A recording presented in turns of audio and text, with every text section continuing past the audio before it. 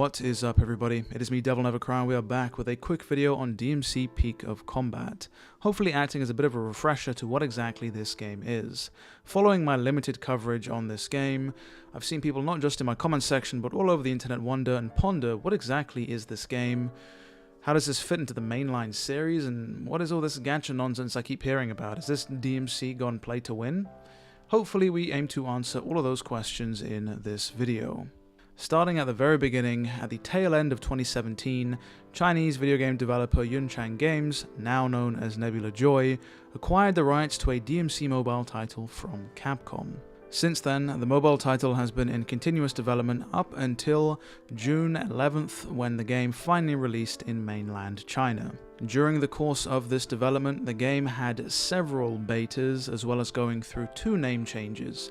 Initially, the game was known as DMC Peak of War, then it moved on to DMC Pinnacle of Combat, before finally setting on the title of DMC Peak of Combat, which obviously is a name that is an amalgamation of the original 2. Looking at the copious amounts of gameplay and the trailers, it left people feeling a little confused. After all, you see Dante, Lady and Vergil all fight together when clearly they did no such thing in DMC 3. And that's primarily because DMC Peak of Combat aims to be a retelling of the story of DMC 3 and not just a one-to-one carbon copy. Of course, the game and its story are still heavily supervised by Capcom to ensure that standards are maintained. The developers have their creative freedom and artistic licenses to do as they please, which is where we come into the whole retelling aspect. That's also why you see enemies from DMC 1 pop up in this game, when chronologically it makes no sense. But overall, looking at the game, it is pretty much a love letter to DMC. As mentioned, not only do you have enemies from later games, you also have UI elements taken from the later games, and you've got areas that look very similar to areas in the other games. For example, there's an area here which looks strikingly familiar to Fortuna, which, as we all know, is DMC 4 specific, yet we see it here in this DMC 3-esque game.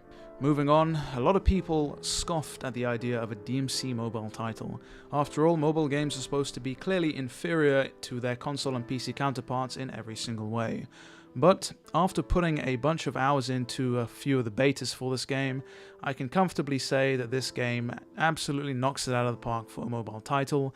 And I'll say what I said in my streams now, and that's the fact that this game's gameplay is a whole lot better than some modern day action games that are currently being released, which is baffling, but then again at the same time it makes sense because hey, it is DMC after all.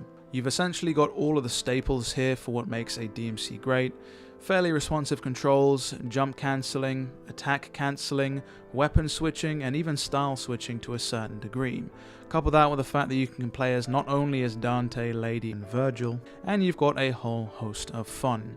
Of course, like the rest of the DMC games, you also have an unlockable moveset and upgradable weapons, and that is where the discussion of the gacha-esque systems come into play. It's no surprise that this is potentially supposed to be a games-as-a-service game, a game that is meant to have a substantial amount of longevity, considering that you're not going to get the cinematic, picturesque, single-player game that you normally get on a console on a mobile. There has to be another draw to it, and that's where the gacha system comes into play. Of course, whenever you complete specific missions, you gain specific materials that can be used for a whole host of things, like upgrading your weapons, upgrading your character, even unlocking specific characters. And I'm looking at you, Vergil, because that's where a lot of the controversy for this game came from.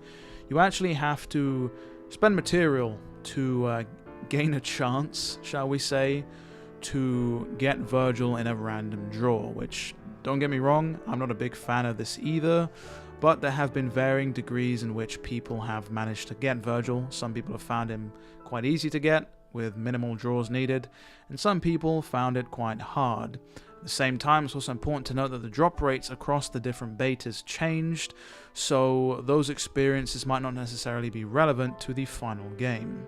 Peak of Combat also includes the usual gacha stuff with skins, which wouldn't necessarily be all too much of an issue, but there are specific legendary weapon skins which actually provide access to altered movesets, which, with DMC being a gameplay focused series, locking movesets and gameplay features behind gacha systems probably won't go down all too well with the community. Pressing forward though, Peak of Combat also features different difficulty modes as well as a bloody palace, so it's safe to say that even though this is a mobile title, it is chock full of the different things you'd expect from a standard DMC console release. And that pretty much wraps up DMC Peak of Combat in a nutshell, answering all of those questions and hopefully getting you up to date on what you need to know.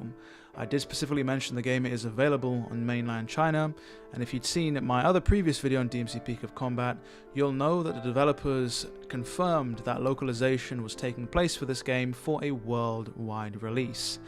The developers then rescinded that tweet by deleting it, but since then have put another tweet out saying the very same thing, so you can rest assured that DMC Peak of Combat will eventually make its way to the rest of the world.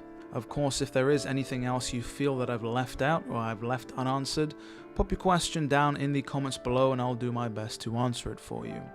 Of course, if you enjoyed today's video, do be sure to leave a like and consider subscribing, as there is always DMC content on the way.